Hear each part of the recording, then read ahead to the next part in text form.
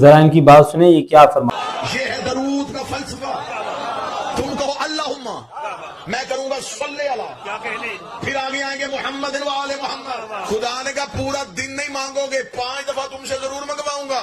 جگہ جگہ سے اذان سے پہلے مولوی نے درود سے آل کو نکالا، صلی اللہ علیہ وسلم، آل کو نکال دیا. صلو علی حبیب، آل کو نکال دیا. وہ پھول والا مولوی، وہ جاہل ترین، صلو علی، آل کو نکال دیا. صلو وسلم. پورے دن کا مسلمان ہے تو حلال دادا بنتا. سارا دن درود میں سے آل کو نکالا، مسلح میں جا کے کیوں ڈالا؟ وہاں بھی کہتے تھے نماز میں وَأَصْحَابِهِ وَأَزْوَاجِهِ، کہتے جی نہیں مسلح پہ نہیں کہا جاتا، اس لیے کہ مسلح پہ کہیں گے تو عبادت حرام ہو جائے گی، انہیں نکالیں گے تو حرام ہو جائے گی. اب بتا جن میں حلال حرام کا فرق ہو وہ وسلم کے سلام بھیجنے کے بعد ہم نماز کے اندر ایسے لوگوں کے اوپر سلام بھیجتے ہیں جو انبیاء علیہ السلام ہیں اور صحابہ اکرام ہیں. صحابہ کے اندر بھی وہ صحابہ جن کا مقام اور مرتبہ بہت زیادہ بلند ہے. ان کے بارے میں اللہ تعالیٰ نے قرآن مجید میں یہ ارشاد فرمایا وَالسَّابِقُونَ الْأَوَّلُونَ مِنَ الْمُهَاجِرِينَ وَالْأَنصَارِ.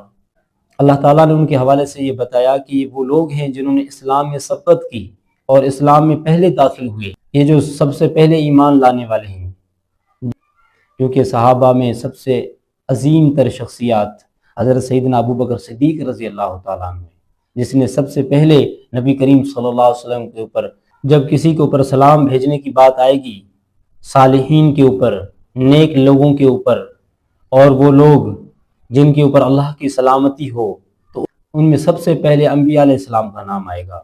پھر ان کے بعد جو نبی کریم صلی اللہ علیہ وسلم کے صحابہ ہیں، حضرت ابو بکر صدیق رضی اللہ تعالیٰ عنہ، یہ نبی کریم صلی اللہ علیہ وسلم کے جو سب سے بڑے صحابی ہیں حضرت ابو بکر صدیق رضی اللہ تعالیٰ عنہ، یہ بہت بڑے متقی ہیں اور یہ بہت بڑے پرہیزگار ہیں، یہ بہت بڑے سخی ہیں، اور نبی کریم صلی اللہ علیہ وسلم کے اوپر ایمان لے آئے. اور لوگوں نے آپ سے پوچھا تھا کہ آپ کیسے نبی بنے، لیکن ابو بکر صدیق نے آپ سے نہیں پوچھا کہ آپ کیسے نبی بنے، بس فوراً ہی آپ کے اوپر ایمان لے آئے. اس لیے کہ نبی کریم صلی اللہ علیہ وسلم کے بڑے صحابہ میں سب سے بڑے صحابی حضرت ابو بکر صدیق رضی اللہ تعالیٰ عنہ ہے، کیونکہ اس کا مقام بہت بڑا ہے. جب اس کا مقام اور اس کا رتبہ بہت بڑا ہے، جب سلامتی اور رحمت کی بات آئے گی نبی صلی اللہ علیہ وسلم کی امت کے اوپر، تو سب سے پہلے سلام اسی شخص کے اوپر ہوگا جس نے نبی کریم صلی اللہ علیہ وسلم کا ساتھ دیا ہو. نبی کریم صلی اللہ علیہ وسلم کے اوپر ایسا ایمان لے آیا کہ نبی علیہ السلام سے سوال ہی نہیں پوچھا کہ آپ کیسے نبی بنے.